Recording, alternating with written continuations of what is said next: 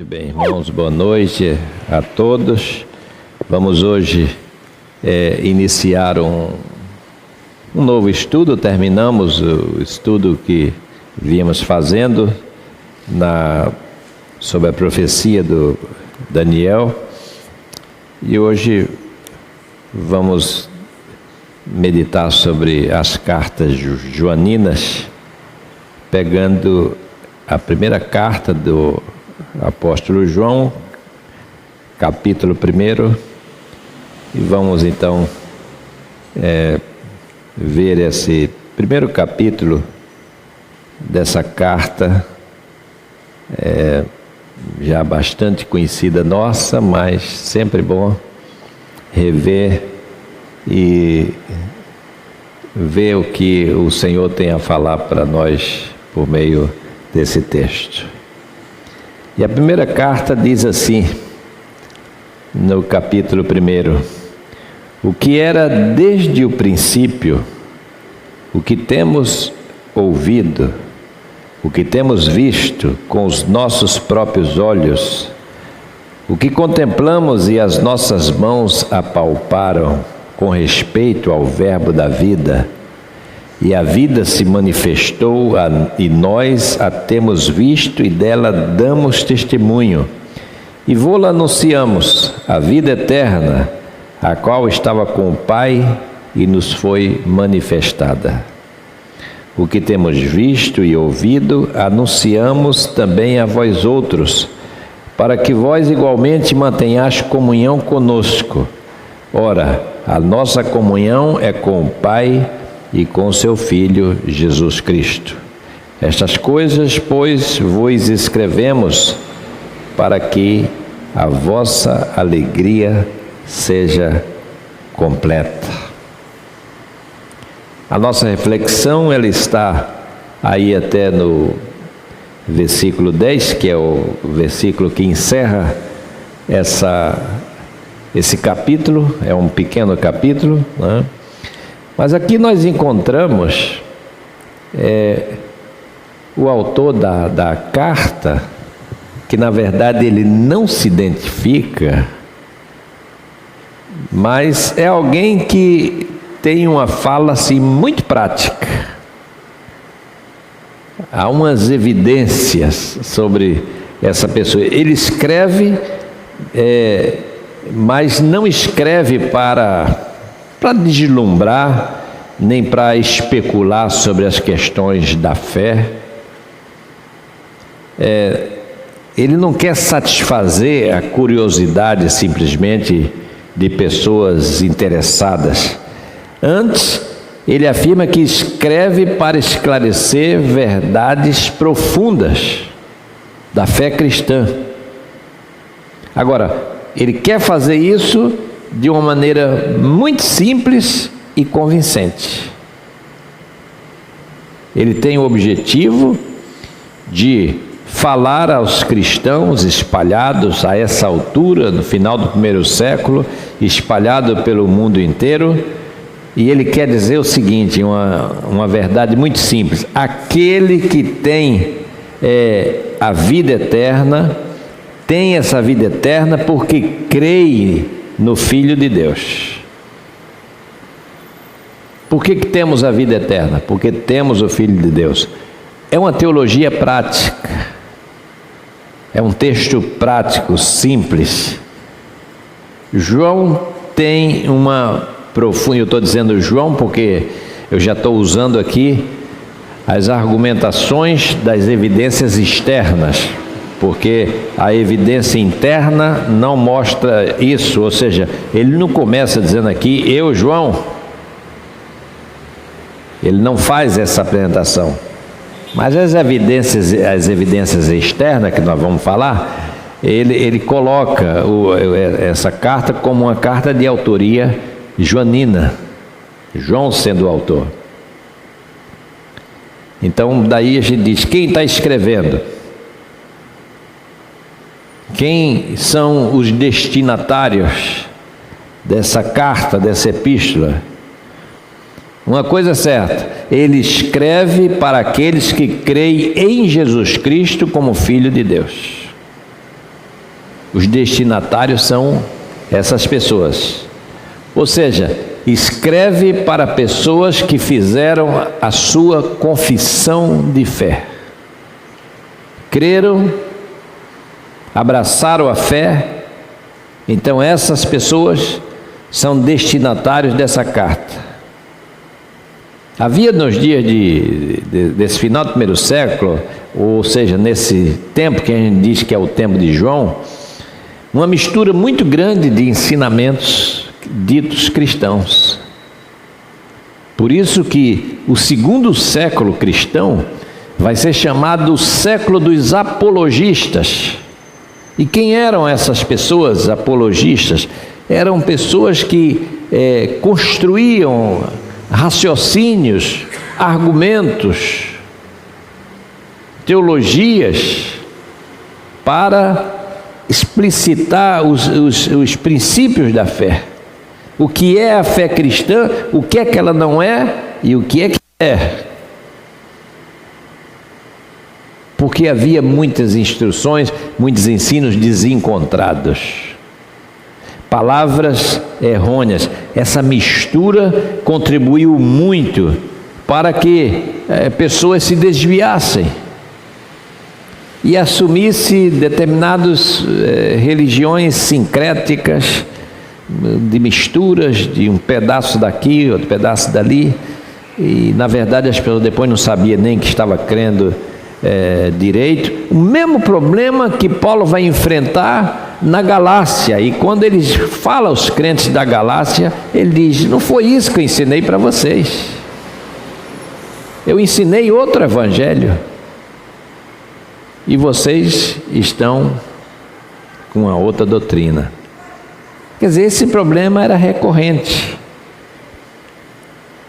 era algo que acontecia nas comunidades cristãs do final do primeiro século, início do segundo século.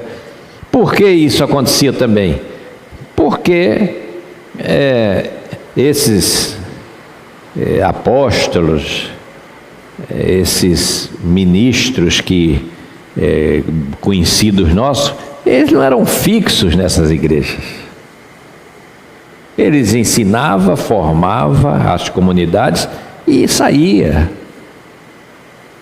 Ia trabalhar em outro lugar, Então a gente vê falar de Paulo, de Apolo, de tantos outros, Barnabé. Eram pessoas que estavam transitando entre essas igrejas.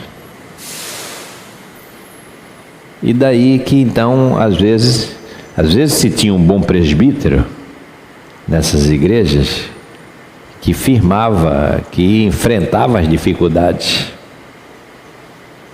A segunda carta joanina e a terceira carta joanina, ela foi enviada para aliás, o próprio autor, né, ele se coloca ali como um presbítero. Então são cartas que têm um presbítero ali presente. O presbítero, a senhora eleita. Na terceira carta, o presbítero, ao amado Gaio. 1 João já não fala assim.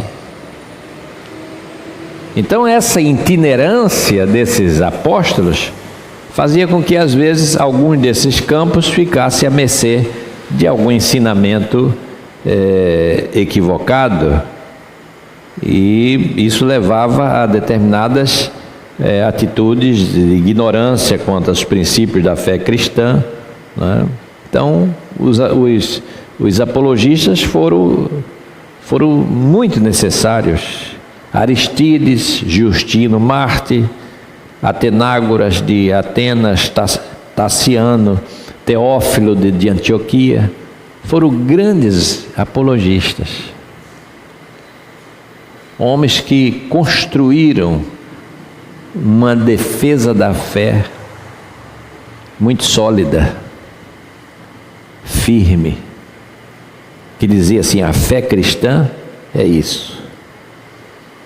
Aqui nessa carta, João afirma que a verdadeira fé cristã deve examinar o objeto da sua devoção. Antes de depositar confiança, examine aquilo que você está recebendo. Veja o que é isso que estão lhe ensinando. É uma atitude sábia. Não vá logo crendo assim nas coisas, mas tome pé daquilo que está sendo falado.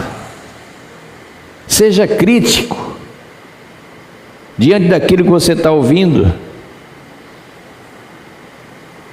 Por isso João diz aos seus leitores que experimentem, ou seja, provem e testem os espíritos que andam falando por aí afora. Então ele está aqui falando com nesse anonimato. Ele se apresenta, porém, como uma testemunha ocular. Isso já é um fato muito importante.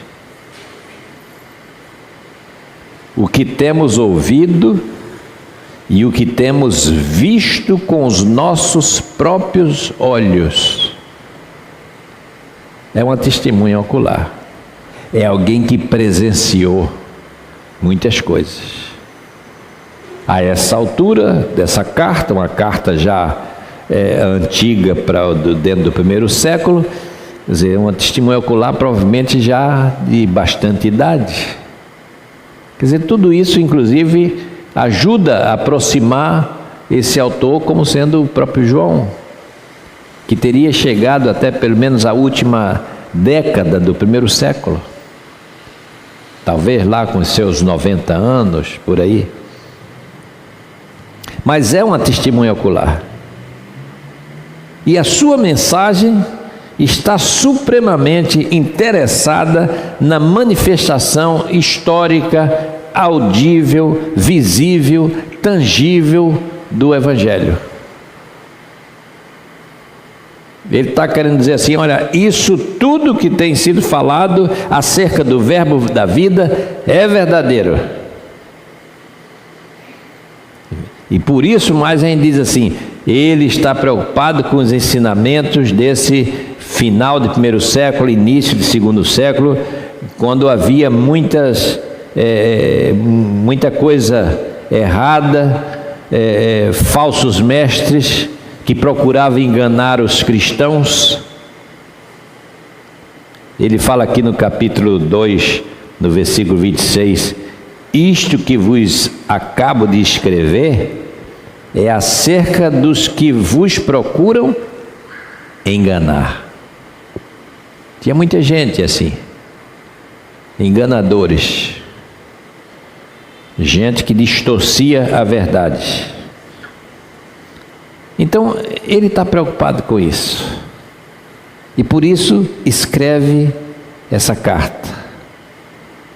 E veja bem, os oponentes de João, eles não estavam negando a messiandade de Jesus Cristo. Não é isso que eles negavam. Eles negavam a encarnação. Esse que era o problema. Quer dizer, ele é o Messias. Mas e a encarnação? Não, a encarnação é outra história. Dizer que Deus encarnou, isso era um problema seríssimo. Muitos não aceitavam. Isso se chamou gnosticismo. Ele tinha aparência de homem, em tudo parecia um homem, mas não era Deus encarnado. Era só na aparência. Tinha o aspecto, mas não era de carne, não era humano nesse sentido. Então essa epístola, ela tem essa vertente, e as epístolas joaninas, todas elas têm essa vertente de combater isso que vai se tornar, mais tarde vai ser declarado uma heresia. Sempre foi uma heresia. Negar a encarnação do verbo é uma heresia, Mas mais tarde a igreja vai declarar isso com todas as letras. Isso é heresia. Existem doutrinas diferentes, irmãos, que se suporta, mas existem as heresias que não se deve suportar. A heresia é aquilo que é totalmente contrário ao fundamento, ao princípio do Evangelho. E João está aqui preocupado com isso. Então, nesse capítulo 1, nesse prefácio, ele desvenda o propósito de Deus desde a eternidade, dizendo aquilo que era desde o princípio, a plenitude da alegria experimentada pelos cristãos.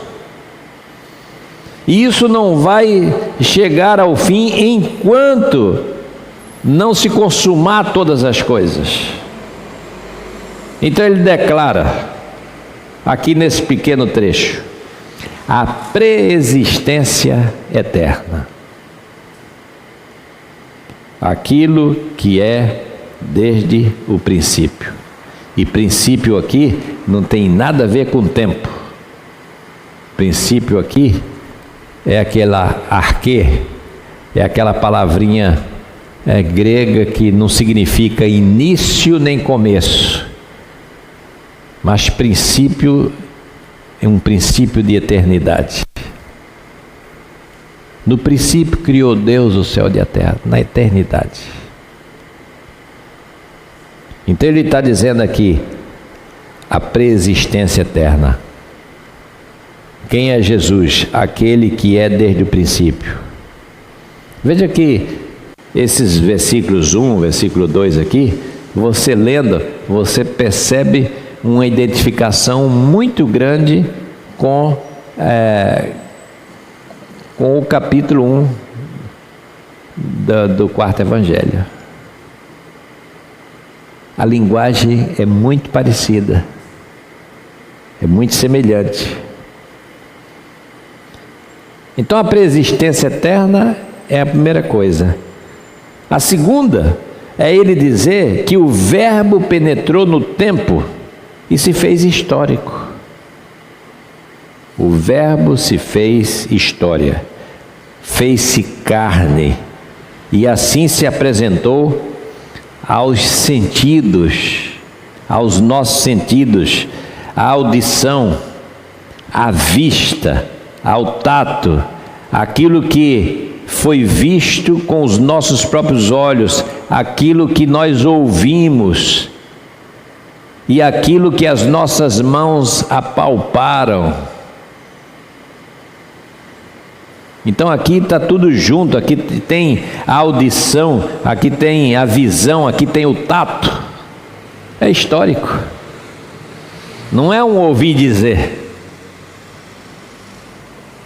Esse de quem nós estamos falando é desde a eternidade, mas ele se tornou ser humano, entrou na história, se tornou pessoa. Então a proclamação, e proclamação aqui tem a ver com é aquela palavra daquilo que foi ouvido, visto e sentido. Quem está falando porque viu, porque ouviu e porque tocou. Está tudo presente aqui nessa fala. O verbo da vida se tornou audível, o verbo da vida se tornou visível, o verbo da vida se tornou tangível. Então, o que é que o autor está fazendo para nós? Ele está enfatizando a manifestação material de Cristo aos ouvidos, aos olhos e às mãos, ao tato. Isso de todas as pessoas que foram testemunhas, ou que são testemunhas desse acontecimento. É aquele que se apresentou aos apóstolos, é aquele que se apresentou a toda a igreja, a todas as pessoas. Então agora é impossível distinguir entre o Jesus histórico e o Jesus eterno. É isso que o autor está dizendo. Ele é eterno, mas o eterno se fez história. Então o histórico e o eterno agora é um só. Há outros teólogos que fazem assim, um estudo do Jesus histórico e um estudo do Jesus eterno, que se chama-se o Cristo da fé e o Cristo da história, como se fossem duas pessoas, dois personagens diferentes. Esse é o Cristo da fé, esse é o Cristo da história. João está dizendo assim: o Cristo da fé é o Cristo da história, porque ele é desde a eternidade, mas ele foi visto, ele foi tocado e ele foi ouvido. Então ele está aí, e as testemunhas têm que estar aí para falar de todos esses sentimentos.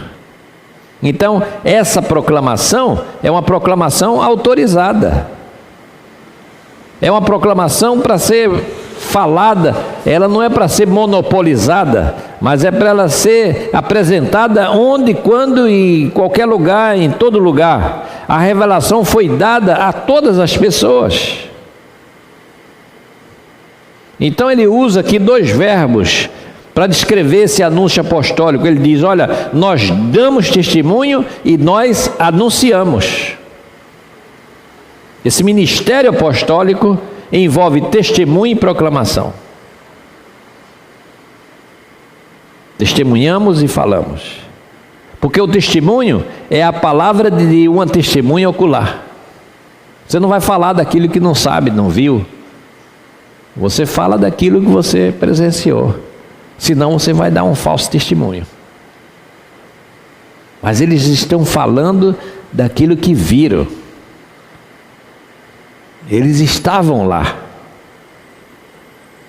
Então a proclamação é a palavra da experiência, de quem viveu a coisa, de quem experimentou a coisa. E isso indica autoridade para a comissão de falar. Eu posso falar porque eu vi, eu posso falar porque eu presenciei, eu posso falar porque eu estava lá, eu toquei, eu senti. Essa era a igreja dos apóstolos. Há um livro muito interessante chamado A Igreja dos Apóstolos.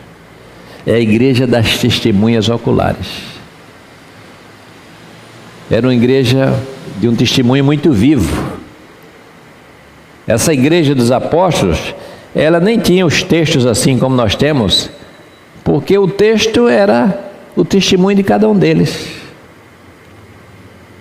Quando essa igreja desapareceu, porque os apóstolos foram morrendo, as testemunhas oculares foram morrendo, foi um baque muito forte na comunidade, que as coisas começaram a mudar.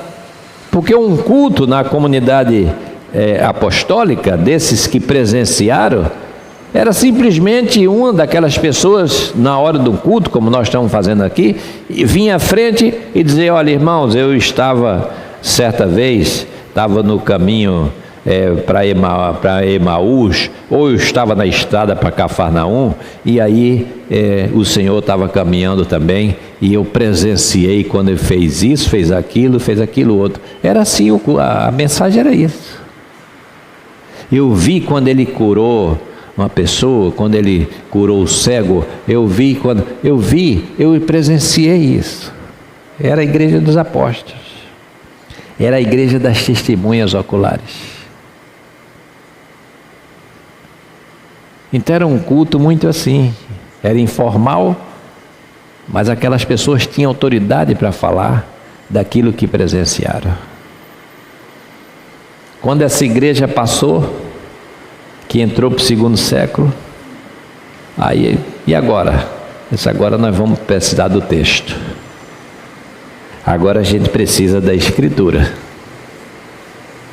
Agora a gente tem que ler esse testemunho, não mais ouvir esse testemunho, mas ler esse testemunho dessas pessoas.